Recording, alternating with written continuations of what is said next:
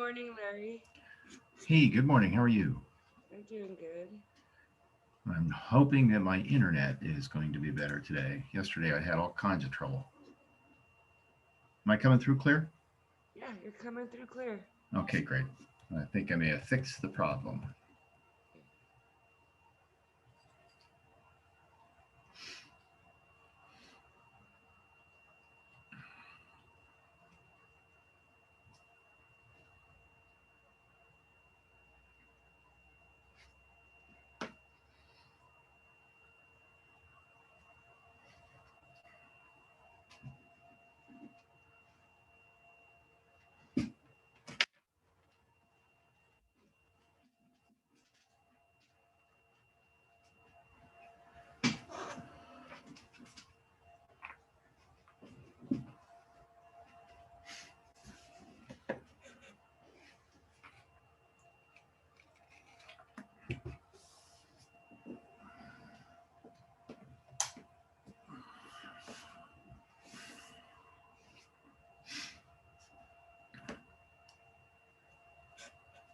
Hey, sweetie.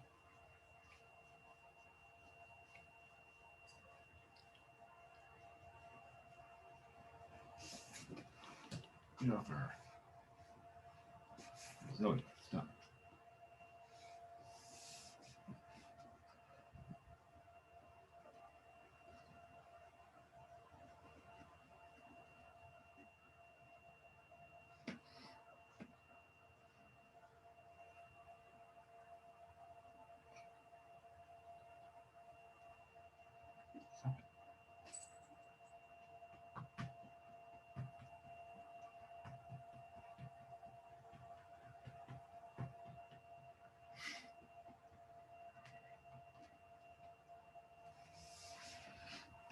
Good morning. Good morning.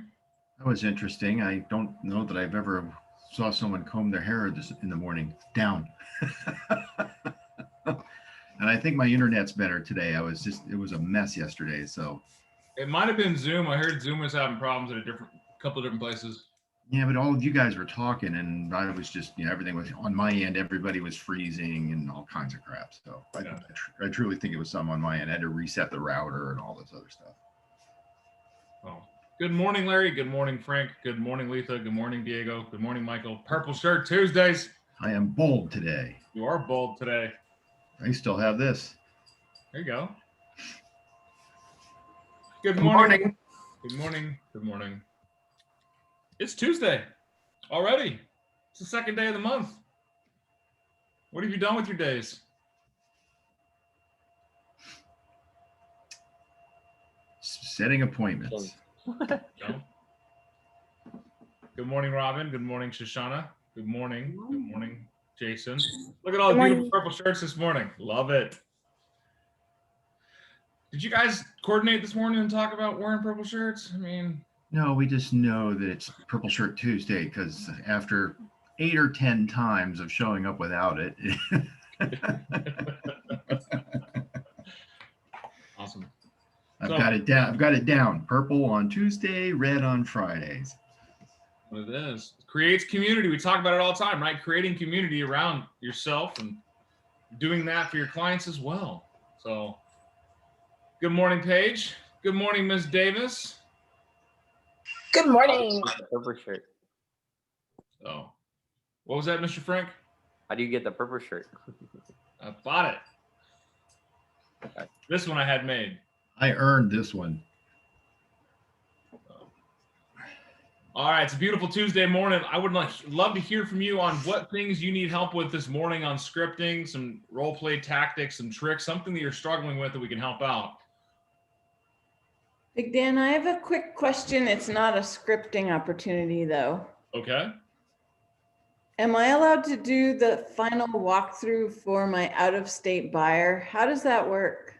So what you do is you do a video walkthrough with them and then just point out the items that were on the Binzer that are repaired or not repaired in the event that they aren't repaired.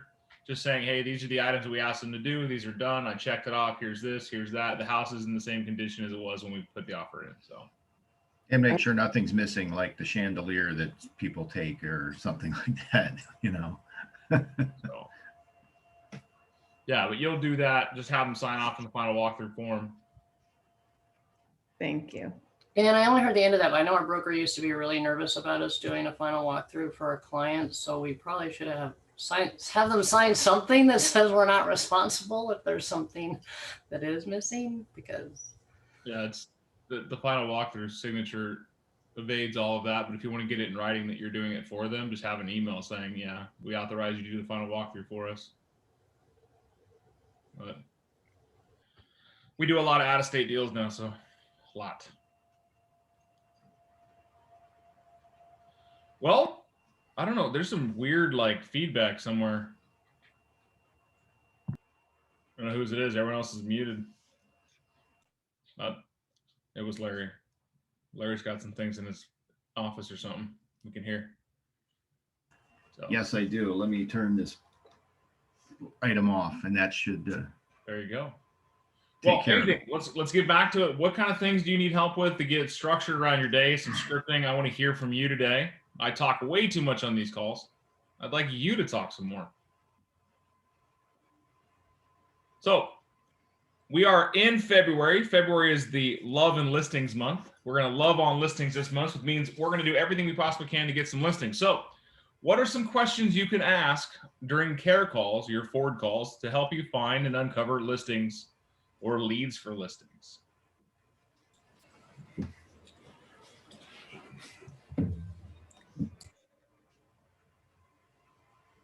This is a really instead of just, do you know anyone looking to sell, maybe try to say, hey, do you know someone who needs to downsize there you go. or upsize? Well, you know, we call it right sizing now. So Maybe ask them if they're really happy in their house and if they thought about moving soon. there you go. Yeah, Are you go guys ahead. happy with your house? What would you change about it? Go to the occupation. You know, are you working from home more? You know, if so, do you need more room? Or do you wish you had more room for office space, since you've had to, you know, create an office here at home? So there's another opportunity there. We want to break from the traditional norms of people are thinking of, you know, do you want to sell your house? Do you know someone wants to sell their house, right? They're being asked that too many times. They're creating a conditioned response to that, meaning that just like you walk into Sam Levitt's, I'm just looking, right? Even though you need help, I'm just looking. We have conditioned the response to do that, and we've conditioned the public to respond to, do you know anyone that's looking to buy or sell a house? No, we're not. Not right now, thank you. Because it gets us off the phone. We need pattern interrupts. We need something that shakes them, shooks them, gets them off their toes a little bit, right? Knocks them back. It's as simple as saying, Paige, hey, you know, it's been awesome talking to you. You know, I got like 400 buyers in my pipeline right now. Who's been showing signs of wanting to sell? Right? A little different. It's not, who do you know that wants to sell their house? Who's been showing signs of wanting to sell? Good morning, Miss Beebe. Good morning, Miss Sarah. So when you can get that pushback, you know, Mike, it's been wonderful talking to you, man. I hope business is going well for you. In the event that you come up somebody that's looking to right size their house, maybe it's too big or too small, do me a favor, give me their contact information. I'd love to help them out like I've helped you in the past. And for me, it's just about friends helping friends. Who do you know that might be in that arena right now? So you can tie it to the end of almost any conversation. Hey, it looks like you're doing your taxes. Thank you so much for hanging out with us and going over your tax report. Who do you know that's been talking to you about buying or selling a house?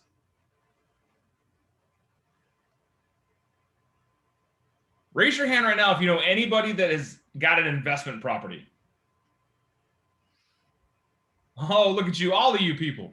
Now, can they make more money with rent or with selling it right now? Selling it. Have we had that conversation? That's where I was going to go with is, I guess if you're talking to an investor, you know, bringing up the fact, asking if they, you know, if they're familiar with what's going on in the marketplace right now. Awesome. You know, how informed are you, right? The how, what, and why questions, which are how, what, and who questions. How informed are you about the market right now? What does that mean, Mike? Knowing the value of their house, the area, you know, what the sales are going like. I'm asking you. You told me. What's the market? What do you mean? What do you mean by that? I mean, that's how I would be presenting his statistics, really. Well, Mike, as your client, I don't know what you're talking about. Statistics, market, what? Make it make sense, Mike. Make it make sense. Yeah, I'm not prepared. Sorry. You know, the thing is we have to be prepared at all times. We don't know when these conversations happen. Mike, you know, we've been friends a long time. I know you've had that house on Main Street for years. And man, that's got to be a pain in the ass to constantly find renters, right? Did you know right now you could probably cash out at 18% more equity than you could have last year? Man, that's huge. The market's gone crazy, and, you know, get rid of that headache of this one property. You got the other ones that are doing better for you. Why don't you sell this one, take the money and reinvest into something on a nicer part of town?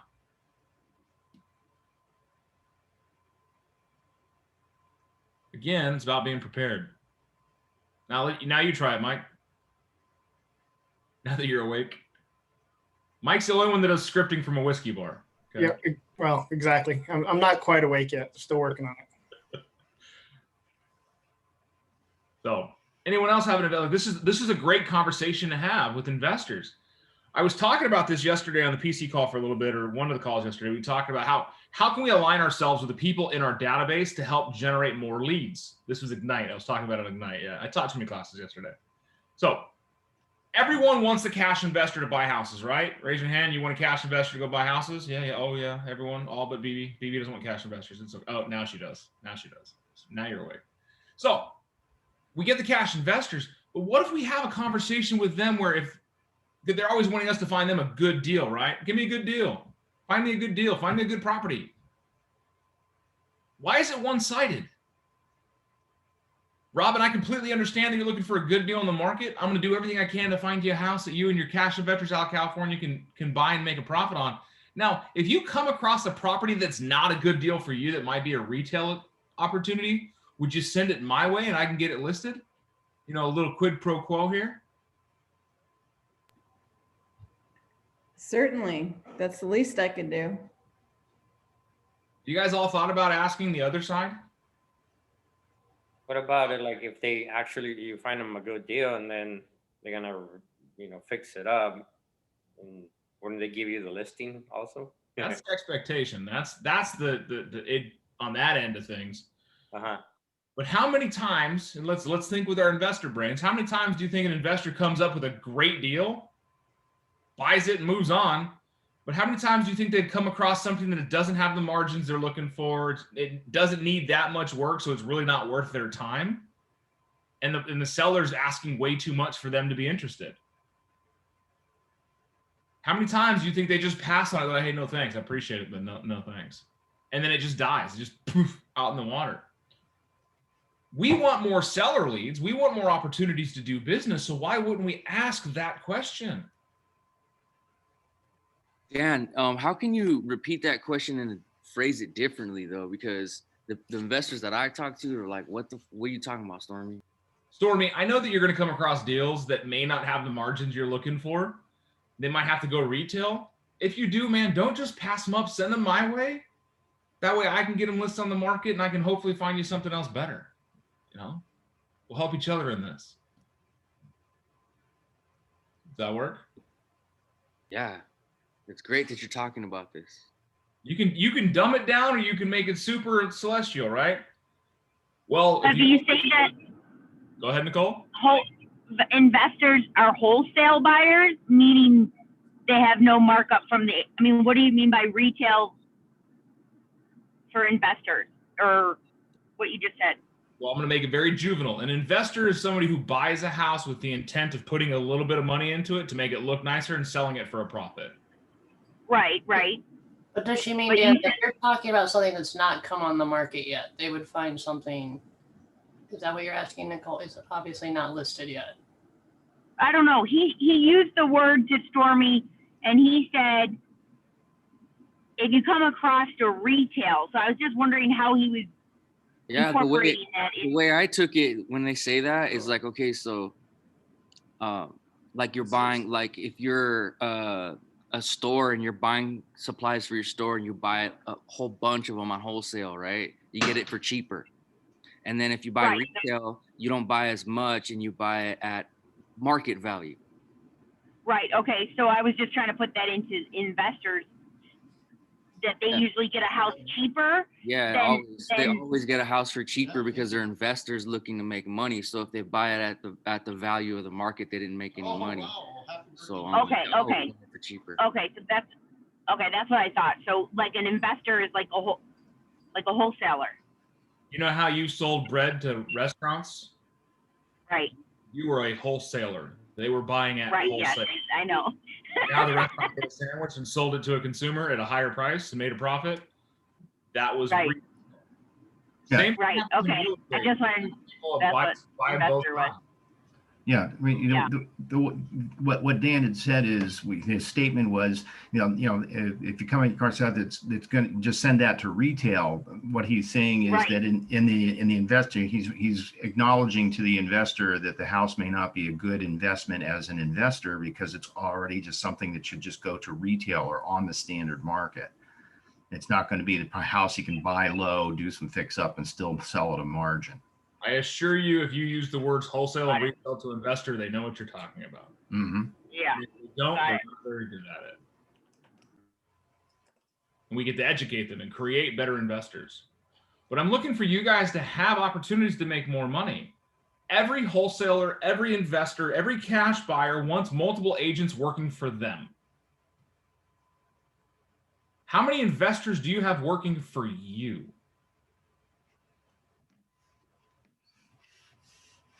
Think about it that way. The mindset shift on creating more opportunities for yourself is scripting with those clients as well. Hey, I'm definitely going to do working for you, find you some properties that are going to fit in your margins in different part of towns. If you happen across something that I didn't see that the seller wants too much money for, and it might be something I need to sell on the market, give me a call. I'd love to take care of them for you. And if you find out, like some of my investors are agents in other countries, other cities and states, send them referrals on it. I've got 2 cash buyers that are agents in California. They just don't want to get their license in Arizona. But they do millions and millions of dollars a year in production. And they just all over the nation. So they got agents working for them everywhere. But they're every one of them is tied into a wholesale network on Facebook, on Google, or on YouTube, whatever, where they're getting these opportunities fed to them like, hey, this person's thinking about selling their house. And they try to go buy it at a discount and resell it. Do you feel comfortable having that conversation with someone? If you've got the right property or the right position with it, it shouldn't be a tough conversation at all. I mean, there are investors are always looking for opportunities. So if you're presenting something that to you feels like an opportunity, and if it's not quite on target, they'll correct you. That's that's more just, yeah. Go ahead, Dan. I understand. They'll tell you what they're looking for. I have a question, Dan. What about this, man? I found that like investors, like they do ask anyone and everyone with a license to help them out, right? And I like the idea of flipping the script on them.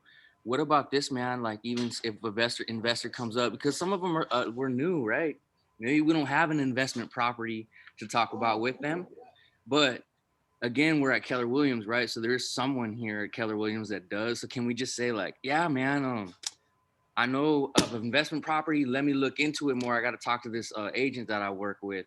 Even if you don't, you know what I'm saying? And then at that point, right then and there, you tell them what like how you were saying. In the meantime, check this out. Why don't you look for someone that's selling a house, maybe overpriced or something like that, and look out for me.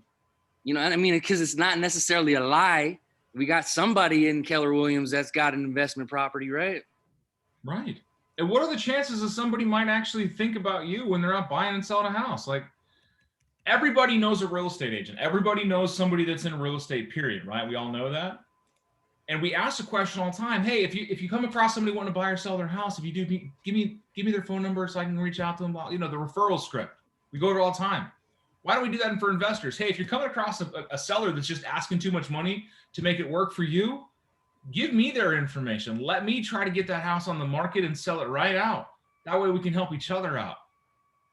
I I guarantee no agent out there is asking investors to look out for them as well. We're all just so happy dogs. We're Moose the lab just shaking their tail going, oh, I got somebody who wants to buy houses. I got to find them a house. You want to know something? There has never, ever in this entire real estate game been as many cash investors as there are right now. I don't care what state you're in, what city you're in, what country you're in. Everybody's looking for investments because the stock market is volatile. Politics push people to real estate, and real estate is the only faction you can make good, solid build year over year. So there's more investors than ever. So why wouldn't you want to mobilize the troops? They need you as much as you need them. We just forget to ask. That's a good point. Y'all should not leave me alone as much as I do. I think too much and I come up with these crazy ass things. Actually, you said something a little bit ago that really struck with me. And given, the market stats we've just seen, so on and so forth. Also, I don't know if you've signed into MLS today or not, but the little market stats thing over in the corner, I don't know if y'all had seen where the median price had dipped from 260 to 255. Well, this new set of stats that just came out, it jumped to 267. But we all know that the increase in value over the past year was, on average across the board, 10%, and some of the price bands even higher than that. Maybe the investor question today is, hey, as tight as the inventory is, do you have a problem? You said it a while ago, Dan. That's what stuck with me. But go to the investor and just directly ask, why don't you go through your portfolio, find out what your worst performing property is, and consider dumping it. From last year to this year, there's been a 10% at least, if not 15%, depending upon the price band and where the property is. But there was a huge increase in value over the last year. Why not dump the problem property and pick up some, put that money towards something else? I can help you dump that property and get it on the market and get it sold. The lack of inventory means it'll sell in almost no time. Right? Cash to you. Dan, I have a question. Sure. So those signs, like say when you're driving, you see them on the side of the road that say like, call this number, we pay cash for your house, any condition. Should we be calling those and making a contact with them and setting up that connection like you said? Why not? It's an opportunity to have a conversation about real estate. Why wouldn't you take it? All right. Hey, Diego, my name is Big Dan Call at Keller Williams. I saw your sign on the side of the road there that you pay cash for houses. Tell me a little bit more about your program. Well, I pay cash for any house. They are investment properties and yeah. That's awesome, man. Hey, I got a business opportunity for you.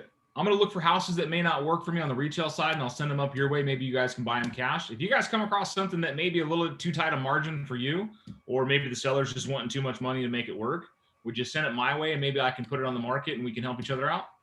Yeah, sounds great. Awesome, Diego. Hey, what are your preferred homes? I usually like to go for residential properties, about 2 bedrooms. Okay. I got you. Small little rentals. I like it, man.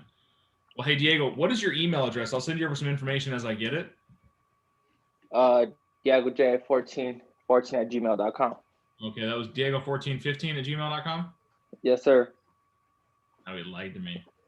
Hey. I repeated it back to him wrong and he lied to me. So. But is it hard to make those connections and put them in your database as an investor? Yeah. Inevitably, you're going to come across a deal or somebody's going to have something that's just god awful. And they don't know about wholesaling. They don't know that they can sell their house in the condition it's in and still make money on it. So why not have the conversation and say, listen, I got an opportunity to help you. You help me. And then when I come across Betty Sue, the grandma that just, wants to get rid of her house that's been hoarded in with 67 cats in it for the last 20 years. You're like, Diego, I got one for you. But then they become your database. They grow your database. You make contact. Call them up. Hey, Diego, how's things? How's business? How's your life? How's your kids? How's things going? What are you guys doing to stay busy, right? Normal forward call. Yeah. Move on. All right. Now, the investor conversation. People that don't know they're investors. If you've bought or sold a house to anybody in the last year, what 3 questions can you call them up and ask them? and maybe convert them into an investor.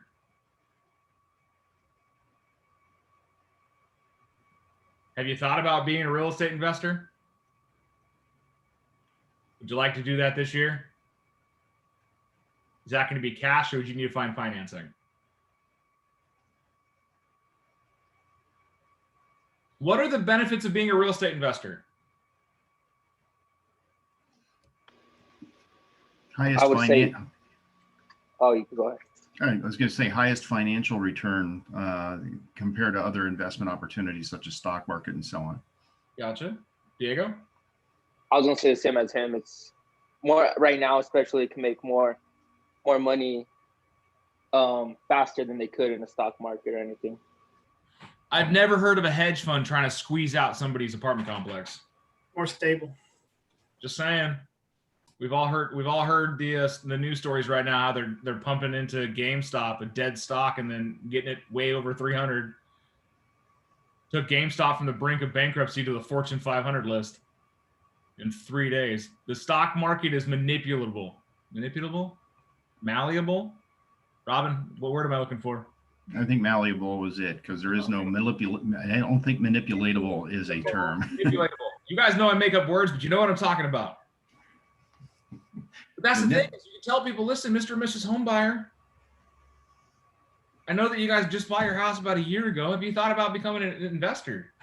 Oh no, that's too much work. Actually, it's really not. It's all about just having your money work for you. Small investment, you can actually buy a house, have a property manager run it for you, and then you're getting cash dividends as well as growth on your investment. And the best thing about it is it's not a stock. You can drive by and look at it. You can throw a rock at it. Just don't hit the window. Don't hit the window, right?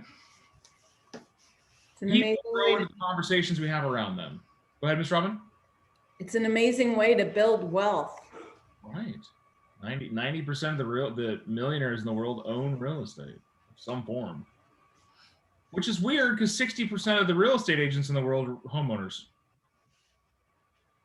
Oddly enough that we sell houses, but we don't own them. Hey, Dan. Yes, Miss Emily.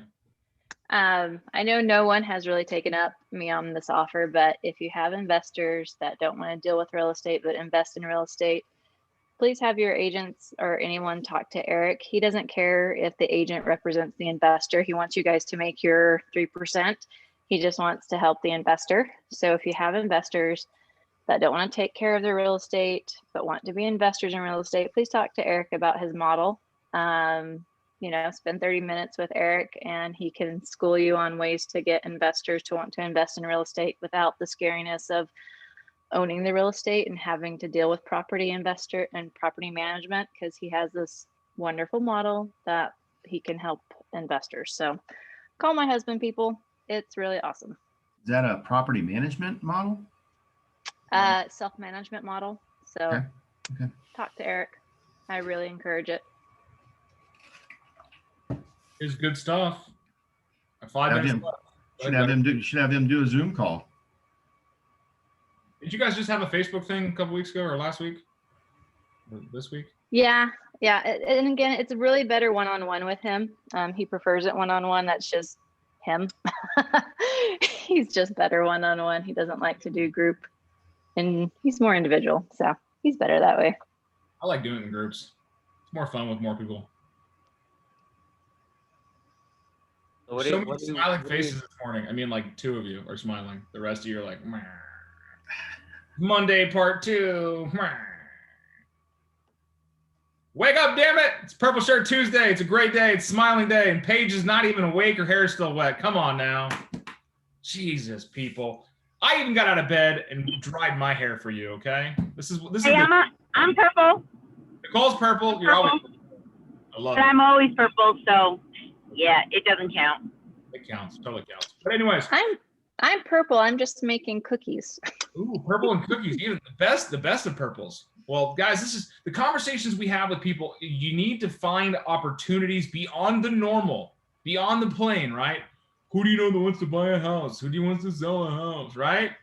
There's 7,000 agents here in the Tucson market. There's 17,000 in the Phoenix market. There's probably a whole lot more than that where Monica's at. I don't know. But these things, when you look at the normal plane, They are getting used to those questions. I'm surprised you haven't taken a phone call. Hey, Dale, this is Dave from Stratton Group. Just seeing that you have a house that you bought like a year ago. You know there might be some equity in that? Yeah, I do. I'm the agent that coaches your team. Oh. So, yeah, I got that call. Everybody's getting those calls. So we need to shake it up, have better conversations, better questions. Have you thought about being a real estate investor? So Are you interested in getting the money in your house to work for you? Go ahead, Frank. What, so say if they say yes, they want to be an investor. If it's a regular, person that just bought a house. How do you proceed with that? Awesome, Frank. Let's get started. How would I do that? Well, Frank, it's no different than when you and I bought your house together. We're going to get you financing. A little different before. I've actually got a lender that specializes in helping people from normal real estate transactions become investors. Mm-hmm. Would you like to find a house close to where you're at, or are you open to anywhere in the city? Probably closer where I'm at, so I could, if I'm gonna rent it out, I want to see it a bit, Right. Do you want to rent it out yourself, or would you like a management company to handle that for you? I want to do myself. Okay, even better, man. Hands-on, I like it. So, Frank, let me get you connected with Steve, Barry, Joe, Bob, whoever your lender is. Get you pre-qualified for the purchase of that. Now, we typically on our investment property need 20% down. Now, based on what you guys are telling me, you guys have that. We're good there. Let's go find you something to help you make some cash on it, especially when we can buy right now with the interest rate so low. Free money. Cool. The process for finding somebody a real estate investment is no different than helping them find a house to live in. The extra step is understanding what that property will rent for. And how do we do that? 3 letters. Figuring out the gross rent multiplier. Right? You can figure out the gross rent multiplier, or you can do a market analysis on what the rents in that area are going for.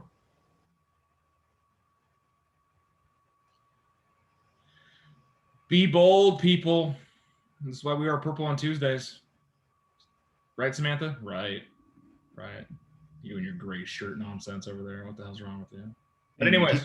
To take that as just, sorry for the interjection here, to take that a step further, because I had to do this, and actually by doing this, I got a listing.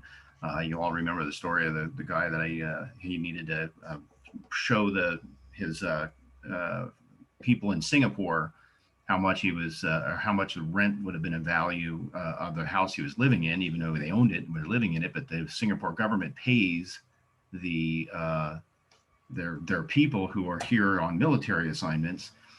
They pay them back, literally. But anyway, I had to do a thing. So when you go in, it's a comp, just like doing a standard comp. Just select rent in the rentals in that upper thing, residentials, and there's rentals. And then it'll get you a price per square foot that the rentals are going for, and that'll allow you to set a rate per square foot for the property. That's how you would figure out what the monthly rent on average based on comps in the area. It's like valuing a house, except you're doing it on a rental level. But again, like 86 cents a square foot, something like that, depending upon where you're at. And it tells you what kind of rent the house potentially could rent for. So I just wanted to throw that in there. The comp that he's talking about is exactly like doing a valuation on a resale, except it's in the rental section. But the comps print out all exactly the same, and the sheet will give you a price per square foot. It comes out to like 82, 86 cents or something, whatever it is, times the square footage, and that would be the rent on average in that area. So it's that simple to deal with the rental side. In talking to an investor, hey, this house looks like in this neighborhood looks like it could rent for $1,200-$1,300 a month. That's how you get there.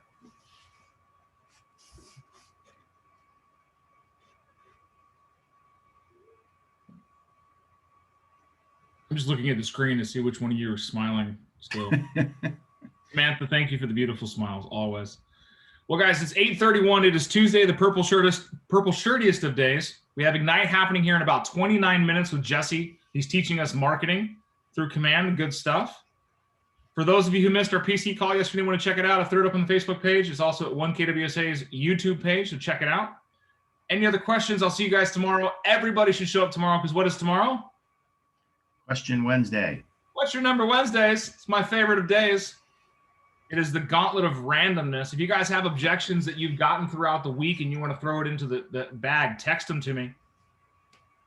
Email them to me, whatever you got. I'd love to hear from what you're getting out there in the field so that we can work around them every day. I would like more objections from you guys, which means you have to get out there, go get work, talk to people, get the objections so we can handle them. Objections are a good thing. Your job doesn't start until somebody says what? No.